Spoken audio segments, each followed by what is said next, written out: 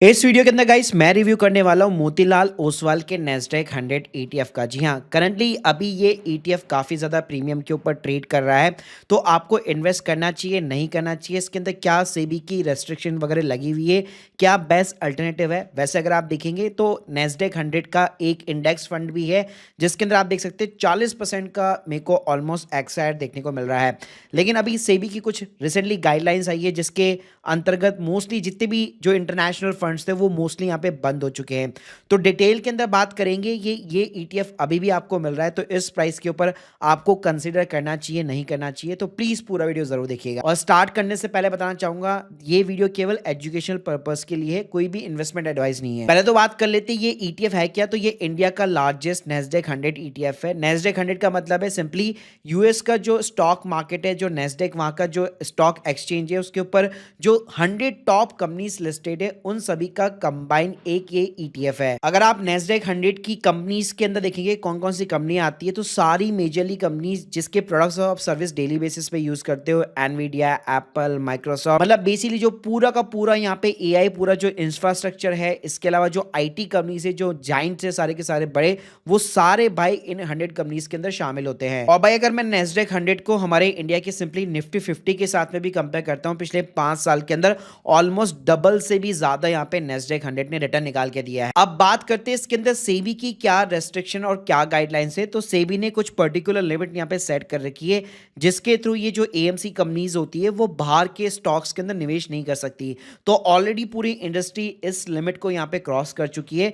तो जितने भी इंटरनेशनल म्यूचुअल फंड्स है वो अब नए कोई भी स्टॉक्स वगैरह कुछ भी यहाँ पे बाय नहीं कर रहे हैं। तो भाई स्पेशली अगर मैं मोतीलाल ओसवाल के नैस्डैक 100 ईटीएफ की बात करूं तो आज की डेट के अंदर आप बाय और सेल डेफिनेटली कर सकते हैं। आपके पास में सिर्फ डीमैट अकाउंट होना चाहिए और इसका बकायदा आप ईटीएफ खरीद सकते हो। लेकिन जो भी आप पैसा लगाओगे उसका नया कोई भी स्टॉक नहीं खरीदा जाएगा। और इसी रीजन की वजह से यहाँ पे आप देख सकते हो, अगर मैं नैस्डैक 100 और मोतीलाल ओसवाल के नैस्डैक 100 ईटीएफ की यहाँ पे बात करूँ तो यहाँ पे आप देख सकते हो जब से ये शुरुआत हुआ था, आपको यहाँ पे दोनों के बीच में आप ग्राफ देख सकते हो, नैस्डैक 100 और मोतीलाल ओसवाल के बीच में एकदम सिमिलर था। लेकिन 2021-22 के बाद में आप देखेंगे तो गैप यहाँ पे जो है काफी ज्यादा यहाँ पे बढ़ चुका है। और इसके अंदर सबसे बड़ी जो बिगेस्ट प्रॉब्लम होती है कि आप एनएवी के ऊपर बेसिकली ना प्रीमियम यहाँ पे कर रहे हो। जैसे अभी आप लोगों को दिख रहा होगा कि 326 के अंदर यहाँ पे मेरे को मिल रहा है, एक साल के अंदर 79% का रिटर्न है, बहुत ही बढ़िया बात है।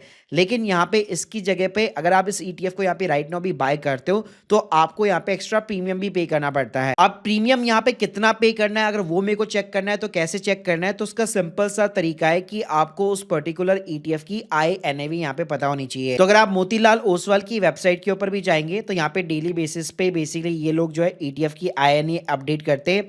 या बेस्ट तरीका है आप एनएससी की वेबसाइट के ऊपर जाओ और यहाँ पे इस ईटीएफ को आप सर्च मार लीजिए। तो नीचे की साइड में अगर आप जाएंगे तो यहाँ पे सिंपली तरीके से आपको एक INA भी देखने को मिल जाती है। तो यहाँ पे आप देख सकते हैं INA का मतलब होता है इंट्राडे वैल्यू, यानी ये जो ईटीएफ है उसके अंदर जो असेट्स है उसकी ये भी राइट नाउ जो है एक्चुअल में वैल्यू कितनी है। तो यहाँ पे आप देख सकते हो 270 का INAV है, जबकि एक्चुअल में जो मार्केट में आप प्रीमियम यहाँ पे कर रहे हो वो 326 का है। तो कितना ज्यादा इसके अंदर यहाँ पे गैप जो है एज ए प्रीमियम आपको पे करना पड़ रहा है। बाकी गाइस इसके अगर मैं AUM साइज की बात करूँ तो 12,000 करोड़ का अच्छा खासा AUM साइज है। और इसके अंदर इस ETF के अंदर यहाँ पे लिक्विडिटी वगैरह भी जो है प्रॉपर तरीके से बनी रहती है। हाँ, लेकिन कभी कभार यहाँ पे ध्यान रखिएगा सेलर्स यहाँ पे अवेलेबल नहीं होते। आज भी आप देख सकते हो, अभी मैं आपको लाइव दिखा रहा हूँ, सेलर्स आपको कम मिलेंगे, बायर्स आपको हमेशा ज्यादा मिलेंगे। तो अल्टीमेटली हम लोग जो बोलते हैं कि भाई ट्रैकिंग एरर, यानी कि अगर नैस्डैक जितना परफॉर्म कर रहा है क्या ये ETF भी उतना परफॉर्म कर रहा है। तो ये अगर आप देखेंगे तो यहाँ पे आप देख सकते हो रिटर्न्स के मामले में ऑब्वियसली रुपी और डॉलर का भी एप्रिसिएशन होता है, उसकी वजह से भी इसके अंदर आपको ज्यादा रिटर्न देखने को मिलेगा। लेकिन आपको ट्रैकिंग एरर यहाँ पे ज्यादा देखने को मिलता है। जैसे मैंने यहाँ पे आप देख सकते हो एक यूएस के अंदर नैस्डैक के अंदर QQQ करके एक ETF चलता है जो प्रॉपर नैस्डैक 100 को ही यहाँ पे ऑलमोस्ट ट्रैक करता है।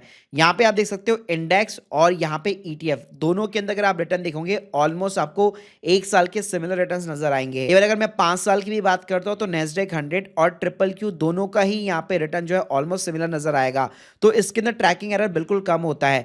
बट अगर मैं मोतीलाल ओसवाल की बात करूं, रिटर्न्स आपको अच्छे देखने को मिल रहे हैं, लेकिन अगर आप डाउन साइड भी देखोगे उसका तो नेगेटिव भी उससे ज्यादा रहता है। करंटली भाई यही सिचुएशन है कि ETF यूनिट की ना लिमिटेड यहाँ पे सप्लाई है, कोई भी नई यूनिट्स यहाँ पे नहीं खरीदी जाएगी अगर आप इस ETF के अंदर यहाँ पे निवेश करते हो तो। प्लस आपको प्रीमियम पे बाय करना पड़ेगा। और सिर्फ इतना ही नहीं, सिर्फ मोतीलाल ओसवाल की बात नहीं है, अगर आप म्यूचुअल फंड के अंदर भी देखेंगे, कोई भी पहले आपको, अगर मैं इंडेक्स फंड की बात करूं तो आईसीआईसीआई प्रूडेंशियल प्रोवाइड करता था, उसकी भी एसआईपी अब यहाँ पे रुक चुकी है। बस यहाँ पे एडवांटेज उनको मिल रहा है जो बहुत ही पुराने यहाँ पे इन्वेस्टर है, तो जिनकी एसआईपी चली आ रही है वो डेफिनेटली इसके अंदर इन्वेस्ट कर सकते हैं। लेकिन भाई जो भी नए इन्वेस्टर है उनको यहाँ पे इसके अंदर इन्वेस्टमेंट यहाँ पे अलाउड नहीं है। तो देखो, अगर मैं बेस्ट अल्टरनेटिव की यहाँ पे बात करूँ तो उसका बेस्ट अल्टरनेटिव है कि आप सीधा ही यूएस के जो ईटीएफ है उसके अंदर आप निवेश कर सकते हो। और अब ये बड़ा आसान हो चुका है, इंडिया में काफी सारी ऐप है जो इसको यहाँ पे सपोर्ट करती है।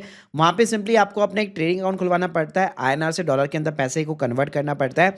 उसके बाद में इजीली यहाँ पे आप एसआईपी कर सकते हो। जैसे स्क्रीन के सामने देख सकते हो, इसके अंदर मेरा अच्छा खासा एक पोर्टफोलियो का परसेंटेज है और मेरे को 60% के अराउंड इसके अंदर रिटर्न भी मिल चुका है। तो ये ट्रिपल क्यू प्रॉपर नेस्डेक 100 को यहाँ पे ट्रैक करता है। इसके अलावा अगर मैं टैक्सेशन पर्पस की भी बेसिकली बात करूं तो यहाँ पे जो ईटीएफ हमारा इंडियन ईटीएफ है या जो म्यूचुअल फंड्स रूट्स है, उसमें भी अगर आप लॉन्ग टर्म कैपिटल गेन देखते हैं बेसिकली, तो वहां पे भी 12.5% टैक्स रेट है। और अब इसके अंदर भी यहाँ पे हमारा लॉन्ग टर्म कैपिटल गेन जो है 12.5% का हो चुका है। बस डायरेक्टली इन्वेस्ट करना थोड़ा सा कई लोगों के लिए कॉम्प्लिकेटेड हो सकता है, जहां पे उनको आईएनआर से डॉलर के अंदर चीजों को कन्वर्ट करना पड़ता है और अपनी आईटीआर फाइलिंग के टाइम पे भी कंप्लायंस के अंदर अपनी यूएस की होल्डिंग्स वगैरह दिखानी पड़ती है। बाकी गाइस, अगर आपको प्रीमियम देने के अंदर कोई इशू नहीं है तो डेफिनेटली आप मोतीलाल ओसवाल नेस्डेक 100 को भी यहाँ पे कंसिडर कर सकते हो। और इसका आईएनएवी हमेशा आपको चेक करते रहना चाहिए, अगर ज्यादा प्रीमियम नहीं है तो आप इस रूट के थ्रू भी यहाँ पे आप जा सकते हो। So guys, hope you like this video, please subscribe our channel. अगर आप लोग की कोई भी डाउट है कमेंट बॉक्स में जरूर बताइए। और अगर आप लोग चाहते हैं कि